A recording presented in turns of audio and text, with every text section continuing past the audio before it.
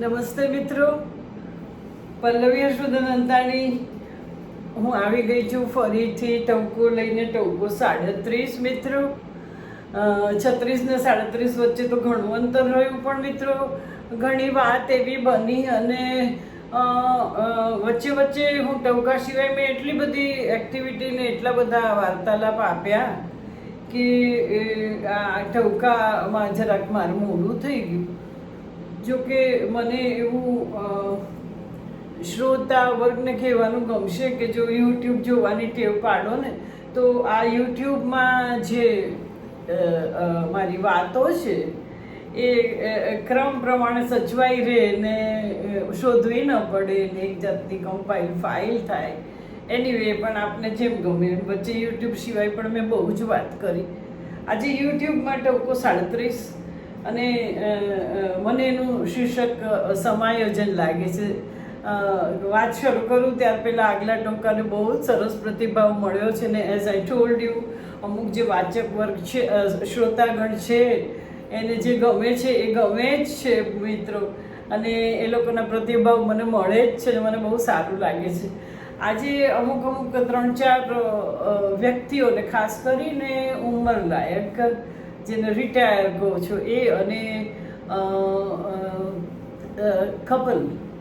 અમુક કપલની કમ્પ્લેન, એ બધું સાંભળ્યા પછી મને સમાયોજન એ શીર્ષક આપવું યોગ્ય લાગે છે. ને સમાયોજનના અમુક મુદ્દા છે. આ સમાયોજનની જે વાત છે it is between married couple કે મોટું સંતાન અને માતા પિતા જે રિટાયર છે કે દાદા દાદી કે જે કોઈ, એની વચ્ચેની વાત છે.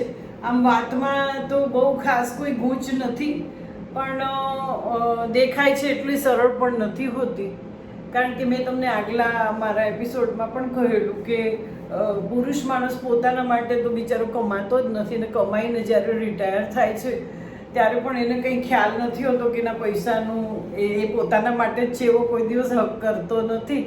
અને એના લીધે નાનું કોઈક વખત એને બહુ જ સહન કરવાનું આવે છે. તો અમુક વસ્તુ પહેલેથી જ ક્લિયર કરી લીધી હોય તો સારું. આમાં સૌથી વધારે તો બહુ બાળકોનો પ્રશ્ન નહીં આવે. યુથ અને મેરિડ કપલ અને મમ્મી પપ્પા એનો વધારે આવશે. તો મિત્રો એમાં ખાસ મેં જે મારી રિસર્ચ કે ઇન્ટરવ્યૂ કે કાઉન્સેલિંગ કે મેં કહ્યું હમણાં જે 3-4 જણા મળ્યા એના પરથી મુદ્દા નીકળે છે ને, તો એ એક તો વાત છે એ સ્પેસની છે. એકબીજાને કેટલી તમે સ્વતંત્રતા આપો છો એ છે. બીજી છે ખાવા પીવાની વાત થોડીક આવે છે, થોડી માંદગીની વાત આવે છે, પરસ્પર કેટલી એકબીજાને મદદ કરશો એની વાત આવે છે, અને પોતે પોતાની રીતે કેટલી વ્યવસ્થા કરશો, કેટલા સ્વતંત્ર અને પગભર હશો, એ બધી જાતની વાત આવે છે મિત્રો. તો આમાં મુખ્ય વાત તો શું છે કે એક તો તમે જે સાથે રહો એમાં ખાનપાનની વાત છે, બીજી તમે માંદા હો કે ત્યારની વાત છે, બીજું તમારી ઇમોશનલ તમે સાઉન્ડ રહો ને તમને એ પ્રકારનું વાતાવરણ મળે એની વાત છે.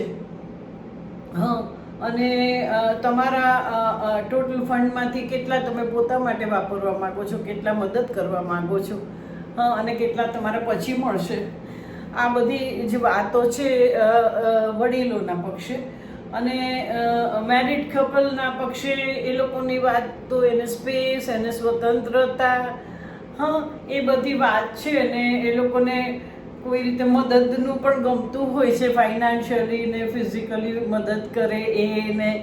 અને સૌથી વધારે તો સ્પેસનું જ આમાં વાત હોય છે કે એને એની રીતે છૂટ અને એનામાં બહુ ઇન્ટરફિયર ન થાવ ને એટલી બધી આશાએ ન રાખો. અત્યારે તો એટેન્ડન્ટનો જમાનો છે. અત્યારે તો હું અમુક ઘરોની વાત કરું છું, બધાને આ લાગુ ન પડે, પણ રસોઈયાના સુપરવિઝન કરવાના હોય છે, એટેન્ડન્ટને જોવાની હોય છે, બાઈઓને કામ શીખવી દેવાનું હોય છે, મધર ઇન લોએ જોવાનું હોય છે, આવું બધું હોય છે. પણ દરેક ઘરમાં શક્ય નથી. ઘણી જગ્યાએ તો ઘણું બધું કામ દાદીની એજવાળા લોકોએ પણ કરવું પડે છે, દાદાએ પણ થોડું કમાઈને લાવવું પડે છે. તો હું જે વાત કરું છું એ ક્લેરિટીની વાત કરું છું. હું ચાલો ને એમાં બધા 2 લેવલ લેવા ટ્રાય કરીશ. તો સૌથી પહેલું છે એ સ્પેસ, મોકળાશ એકબીજાને કઈ રીતે આપવું. તો સ્પેસ કઈ રીતે? તો વિચારોની મોકળાશ તો એ તો હવેની પેઢી લઈ જ લે છે અને વડીલો આપી જ દે છે. અમુક ઘરોને બાદ કરતા વડીલો બહુ મેરિડ કપલમાં ઇન્ટરફિયર થતા નથી, કે અમુક અપેક્ષા રાખતા નથી, કે અમુક હક જમાવતા નથી. એ સ્પેસ મળી રહે છે બધાને લગભગ. અમુક ઘરોમાં નથી મળતી, પણ હવે સ્ત્રીઓ નોકરી કરતી થઈ એટલે એ પણ ઓટોમેટિક મળી જાય છે, અને નોકરી કરે એ ગમે છે, છોકરાને ઓછી મુશ્કેલી પડે એટલે. તો એ સ્પેસનો એક પ્રોબ્લેમ છે. બીજો જે સ્પેસ જે રહેવાનો પ્રોબ્લેમ છે, તો એ છે ને તે જો નાનું ઘર હોય તો તમારી જિંદગી સિટિંગ રૂમમાં પાર્ટ કે જે ખાટલો કે જે કંઈ એના પૂરતી મર્યાદિત રહે 2 જણાને. રૂમ હોય તો વેલ એન્ડ ગુડ. તો તમારો રૂમ હોય તો તમારી રૂમની જિંદગી જ જુદી છે ને. જો તમે થોડા સાઉન્ડ હો તો તમારો રૂમ વેલ ઇક્વિપ્ડ કરી લો તો પછી કંઈ વાંધો આવતો નથી. તમે તમારા રૂમમાં બાળકોના રૂમમાં અને કપલના રૂમ, જરાક મોટો ફ્લેટ કેવું હોય તો વાંધો નથી આવતો. એનાથી વિશેષ જો ડુપ્લેક્સ કે કંઈ હોય તો એવી રીતના એડજોઇનિંગ ઉપર કે બાજુમાં ઘર હોય તો એમાં છોકરાઓને સ્વતંત્રતા આપીને તમારું પણ ધ્યાન રાખી શકે એવી રીતે થઈ શકે એમ છે. તો આ તો ધીસ ઇઝ મસ્ટ. હવે પહેલાંના જેવું રહ્યું નથી કે બપોર પડે બધા ભેગા અને સૌના રૂમમાં જ જતા હોય છે મિત્રો હવે તો. એટલે સ્પેસ તો તમારે આપવી જ પડે ને. નાનું ઘર હોય તો પણ સ્પેસ તો આપી જ દેવી પડે છે.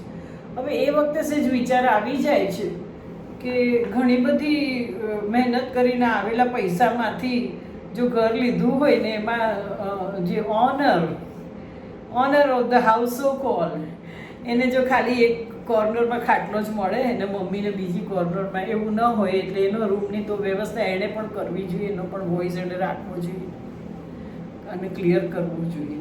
આમાં સૌથી વાત પહેલી છે એ સ્પેસની આવે છે અને એમાં એકબીજાને સ્વતંત્રતા આપવાની વાત છે. તો એ જો ક્લિયર થઈ જાય તો પછી ખાસ એવો પ્રોબ્લેમ રહેતો નથી. લગભગ બધા ઘરોમાં હેલ્પ તો હોય જ છે. રસોઈયા ન હોય તો હેલ્પ તો બધી જ હોય છે. તો પછી રસોઈનો કે એવો નાનો પ્રશ્ન હોય છે. હવે એ પોઈન્ટ હું લઉં છું કે ફાધર ઇન લો કે મધર ઇન લો કે મમ્મી કે પપ્પા એ છે ને તે આ ઉંમરે ફિઝિકલી ફિટ હોતા નથી. એટલે મનમાં તો ઘણું એ થાય કે બહુ નોકરી કરે તો પાછળથી છોકરાને સાચવું પડે, એટલી બધી મુશ્કેલી હાર્ટની હોય ને કમરની હોય ને ઉચકી ના શકે. તો ભાઈ જે નોકરી કરે છે એણે તો થોડાક પૈસા જતા કરીને હેલ્પર રાખવી જ જોઈએ. એનું ધ્યાન તમારા મમ્મી રાખી શકે. અથવા તો મમ્મી પપ્પા પાસે પૈસા હોય તો પપ્પા મમ્મીને હેલ્પ સોલિડ આપે એટલે મમ્મીને છોકરા ઉછેરવાનો વાંધો ના આવે. ગ્રાન્ડ ચિલ્ડ્રન એ સેજ જોવું પડે કે અને ફિઝિકલ કેપેસિટી તમારી કેટલી છે ને તમે કેટલું કરી શકશો. પછી હાર્ટ એટેક આવે ને તમે ખેંચ્યા કરો તો તમારા દીકરાને એટલી જ મુશ્કેલી પડવાની છે. એના કરતાં તો બેસીને એકવાર તમે વાત કરી લો કે હું આટલું કરી શકીશ. ઇન ધ સેમ વે પૈસામાં ફંડ કેટલું છે, કેટલું તમારા માટે છે, કેટલું તમારે એને આપવું છે, અત્યારે આપવું છે, પછી આપવું છે, જે એ વાત છે ને તે પારદર્શક રીતે કરી જ લેવાની. એટલે પછી કોઈ મુશ્કેલી ના પડે મિત્રો. અને તમારે તમારા માટેની પણ થોડી અરેન્જમેન્ટ જોઈએ ને. હવે તમારા માટેની અરેન્જમેન્ટમાં તમારી જો નોકરી સારી હોય તો નોકરી દરમિયાન ને નોકરી પછી તમારે એવું વિચારી લેવું જોઈએ કે હું મારા છોકરા ઉપર આધાર મારે નથી રાખવો. અત્યારે તો વીમા ને બધું કેટલું બધું ઇન્સ્યોરન્સ, એટલે એ ઉતરાવી લીધું હોય પહેલાં તો કંઈ એવું માંદગીમાં છોકરા ઉપર ડિપેન્ડન્ટ નથી રહેતા. તો તમારે માંદગીમાં પછી અમુક વખતે તમારા વ્યવહારમાં કે તમારા આનંદ પ્રમોદમાં તમારા પૈસા તમારા હશે એવી રીતના તમારે રાખવા જોઈએ. તમારી વાનગીની વ્યવસ્થા રાખવી જોઈએ. હું તો એનાથી આગળ કહું છું કે હવે તો એટેન્ડન્ટનો જમાનો છે એટલે રાઉન્ડ ધ ક્લોક કાંઈ તમને કોઈ તમારી સેવાની ને કેટરેક્ટ ને એ તો બધું ત્યારે પુરુષોને પ્રોસ્ટ્રેટ ને એટલું બધું આવે છે. તો પછી vice Varsha husband and wife તો એટલા મોટા થઈ ગયા હોય છે ને કે એકબીજાનું કાંઈ એટલું બધું જોઈ ન શકે. એટલે એ પણ મગજમાં રાખો કે કોઈ મદદની જરૂર પડશે તો છે ને તમારો અપર હેન્ડ રહેશે. આ પૈસા હોય તો એની વાત કરું છું. નહીંતર વીમા ને એની વ્યવસ્થા પહેલેથી જ કરવી, વિચારી લેવી જોઈએ કે મોટા થઈને શું થશે. અત્યારે તો બધી સ્કીમ બહુ છે. મેં જોયું બધા ઓપરેશન ને બધા એમને કરાઈ આવે છે ને ગવર્મેન્ટ બહુ લાભ આપે છે. તો એ મગજમાં એક રાખવું.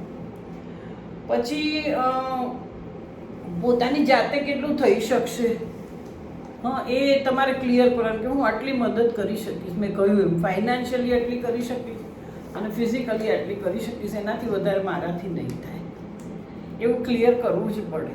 પછી રહી એક ખાનપાનની વાત હતી, તો મેં તો એક મને કહેતાએ સારું નથી લાગતું, પણ એક જે દાદા કહેવાય કે જસ્ટ રિટાયર્ડ માણસ, એને ઘરમાં એટલું બધું અમુક જ જાતના રૂલથી રંધાય એવું હતું ને બધું ડોક્ટર ઇન લોને સોંપી દીધું હતું. તો એને કંઈ ખાવાની ઈચ્છા હોય તો એ કેવી રીતે કે ને કોને કે સાસુએ કરી શકે એમ તો હોય નહીં ને, ઘરમાં અમુક જ રીતે થાય ને અમુક જ થાય ને ખાવાના અબરખા બહુ છે. તો હું તમને એમ કહું છું કે તમે આખી જિંદગી જે કમાણા હે અને એમાંથી તમે તમારા કંઈ 5-25 હજાર રૂપિયા જુદા રાખ્યા નહીં કે કોઈક વખત તમારે તમારી ઈચ્છા મુજબ તમે જો તમે સક્ષમ હો પૈસાની રીતે તો કીપ વન એટેન્ડન્ટ ને એને તમે કહો કે મને આમ કરી દે આમ કરી દે આમ કરી દે. તમે એટલો હક તમારો રાખો કે તમે રસોઈ માટે પે કરતા હો અથવા તો તમે ઘરમાં હેલ્પ કરતા હો અથવા તો તમે ન કરતા હો ને તમારે તમારા માટે પૈસા વાપરવા હોય તો તમારી પાસે એટલું તો હોવું જોઈએ ને કે તમે કહી શકો કે આજે મારે આ ખાવું છે. ભલે કે બધાનું વ્યક્તિ જુદું ના થાય, પણ ઘણી વખત ઈચ્છા નથી કહી શકતા કે અમારે અહીંયા જવું છે, આ ખાવું છે. હા, એ શેના માટે નહીં? તમારા પૈસા છે. હા, તમે આટલું બધું એજ્યુકેશન આપીને બધા છોકરાઓને મોટા કર્યા છે, તમે મૂકીને પણ જવાના છો. અત્યારે તમારો ખર્ચ તમે ઉપાડવાના છો, તમે વીમાની વ્યવસ્થા કરી છે, તો તમને 4 વસ્તુ ખાવા પહેરવાનું મન થાય તો તમે કરી શકો. આટલા બધા કેમ હેન્ડીકેપ થઈ જાઓ છો? તમારો રૂમ વેલ ઇક્વિપ્ડ રાખો, રાઈટ ફ્રોમ ટીવી ને એવરીથિંગ. કાન ને બધી શક્તિ ઓછી થઈ જાય છે એટલે પોતાના રૂમમાં સારું સ્પીકરથી સાંભળો ગમે તે, પણ તમારું એરેન્જમેન્ટ સોલિડ કરો. રહેવાની, એર કન્ડિશનની જો પૈસા હોય તો નહીં, એટલા એ રિટાયરમેન્ટ પછી મળતા જ હોય છે. એટલે છે ને રિટાયર થાવ છો એટલે ઇન્ડિપેન્ડન્ટ થાવ છો ને નવી જિંદગી શરૂ થાય છે. ને ઇફ યુ હેવ ચિલ્ડ્રન તો દે વુડ લુક આફ્ટર, તમારું ધ્યાન રાખશે. ન હોય તો પછી એકલા માણસને તો એની રીતે બધી અરેન્જમેન્ટને નેટવર્ક કરવા જ પડે છે. હા, તો તમારે રિટાયર થાવ છો એટલે તમે સ્વતંત્ર જીવન એક નવું શરૂ થાય છે, વિચાર કરો. અને હસબન્ડ એન્ડ વાઈફને જે મેરિડ કપલ છે એ લોકો પણ એને સ્પેસ આપે. હા, એની ઈચ્છા પ્રમાણે એને ઘરમાં જીવવા દે, એનો પણ કંઈ ઘરમાં ભાગ છે. આમ તો સંસ્કાર એવું જ કહે છે કે એનું બહુ જ ધ્યાન રાખે, પણ હું તો એ જમાનાની ને એ રીતની વાત કરું છું કે ઘણાને અસ્તિત્વ જ નથી ગમતા, તો પછી ત્યારે તમે શું કરો? તમે ક્યાંથી ઘરમાંથી જતા રહો? એટલે રૂમ જુદા હોય ને ખાવાના ટાઈમ જુદા હોય. હું એ જ પોઈન્ટ લાવતી હતી કે એક વસ્તુ તમે કોઈક અઠવાડિયામાં એકાદ દિવસ એવો નક્કી કરો જ્યારે બધા સાથે જમો કે ક્યાંક બહાર જાઓ, એટલે શું એક સાથે જ રહેવાનું છે તો યુનિટી રહે. વખતો વખત ડોટર એન્ડ ડોટર ઇન લોના બધાના જન્મદિવસ યાદ રાખો ને નાની મોટી ગિફ્ટ આપો ને એમ કરીને વડીલોએ મોટા બનવું પડશે. હવે એ તમારું ધ્યાન રાખે ને તમે નાના હતા ત્યારે આંગળી પકડીને ચલાવ્યા ને અત્યારે એ ચાલે ને એ બધું બહુ છે નહીં. તમે ઇન્ડિપેન્ડન્ટ હશો ને એનામાં ઇન્ટરફિયર નહીં થાવ તો એ જાતે મદદ કરવા આવશે. હા, અત્યારે મદદનીશ જ હોય છે. કોઈ માંદા માણસનું એટલું બધું ડિટેલમાં એને નવડાવવાનું અને એના ટોયલેટ ટ્રેન એ બધું કાંઈ કોઈ કરતા નથી. હા, એ કોઈ કરે નહીં. એટલે એના માટે તમારે માણસ રાખવાની જ વ્યવસ્થા કરવી પડે મિત્રો. અને આ 4-5 વસ્તુમાં ધ્યાન રાખશો. એક તો સ્પેસ આપો, સમાઈને રહો. હા, પૈસાની વાત ક્લિયર કરી રાખો. તમારે કેટલા મદદનીશ જોઈએ છે, તમારે કેવો રૂમ જોઈએ છે, તમારે તમારા ખાવા પીવાની થોડીક જુદીની ઈચ્છા પ્રમાણે જીવવાની ઈચ્છા હોય તો એ રીતે તમારે કાંઈક ધર્મ સ્થાને જવું હોય તો એની બેસ્ટમાં બેસ્ટ એરેન્જમેન્ટ કરીને જાઓ. હા, અત્યારે તો કસ્ટમાઇઝ ટૂર થાય છે. પૈસા હોય તો, ના હોય તો એની રીતનું એ બધું પેકેજ હોય છે. હા, અને બીજું શક્ય એટલી તમે મદદ કરો અને કેટલી કરી શકશો એ ક્લિયર રહો. વાત આટલી જ છે સમાયોજનની. જો આ ક્લિયર થઈ જાય ને મિત્રો તો પછી તમે સાથે રહો તો પણ કાંઈ વાંધો આવતો નથી. બહુ એક વસ્તુ મગજમાં રાખવાની કે સમાઈને રહેવાનું, ફ્રીડમ આપવાનું, ઇન્ટરફિયર ન થવાનો જમાનો છે. એમાં જો કોકને બહુ સરસ સંતાનો મળ્યા તે આર લકી. પણ નહીં તો મેન્ટલી તો આપણે રિટાયર થઈએ ત્યારે એવું તૈયાર રહેવાનું જ છે. કારણ કે બે મોટા થશો, બે એકબીજાને મદદ નથી કરી શકવાના. મોરલ સપોર્ટ આપી શકશો, દિલનો સપોર્ટ આપી શકશો, જમાડી શકશો, થાળી પીરસી આપશો, એનાથી વધારે બહુ સેવાનું કામ નહીં થાય. એટલે આ બધી વ્યવસ્થા મગજમાં વિચારી રાખજો. સો મિત્રો, એ કરશો તો કાંઈ વાંધો નહીં આવે. આ તો મેં એક્સ્ટ્રીમ વાત કરી. એવું આપણે ઉછરેલા બાળકો એવા હોતા જ નથી. બહુ જ મતભેદ થઈ જાય ને બહુ જ કંઈક રજૂઆત થઈ જતી એવી, તો સેજ અંતર્મુખ થઈને વિચાર કરીને ઘરને સરસ ચલાવો. હા, સો ફ્રેન્ડ્સ, આશા છે તમને આ ભાઈ જરૂર હતી ને આવી રીતના મારી પાસે કપલના અને આ જે એના બે જણા જે આવ્યા ને કે એના પૈસાનું કઈ રીતે શું એને ખબર નથી, અને એ સમટાઈમ્સ એ ફીલ લાઈક ઇટિંગ કે આમ તેમ તો એ કહી શકતા નથી. એ બધું સાંભળીને મને બહુ જ એવું થયું. એટલે મને થયું કે આ બધી વાત બેસીને ક્લિયર કરી જ લેવી જોઈએ. પછી તો જો કે વાત કાઉન્સેલિંગ કરીને આમાં શું હોય છે કે અવર રોલ ઇઝ બે પક્ષ વચ્ચે એટલું બધું બેરિયર થઈ ગયો હોય ને કે એકબીજાને કહે નહીં. એટલે બે પક્ષ કહે ને એમાંથી જે વચલો રસ્તો હોય ને એ કાઢી શકાય છે. હા, ઘણી વખત તમારા વિશે બીજી વ્યક્તિ શું ધારે છે એ સાચું છે ખોટું છે એમાં નથી પડવાનું. એ શું ધારે છે ને એ પ્રમાણે તમે શું કરી શકો એ જોવાનું હોય છે. કાઉન્સેલર આ જ કરે છે કે એ શોધવા ટ્રાય કરે છે કે આના વિશે આને ક્યાં ને કેવો વિચાર છે, એનો વિચાર જાણે છે ને બેનું નિયરેસ્ટ કોમ્બિનેશન થાય તો કરે. So friends, thank you so much.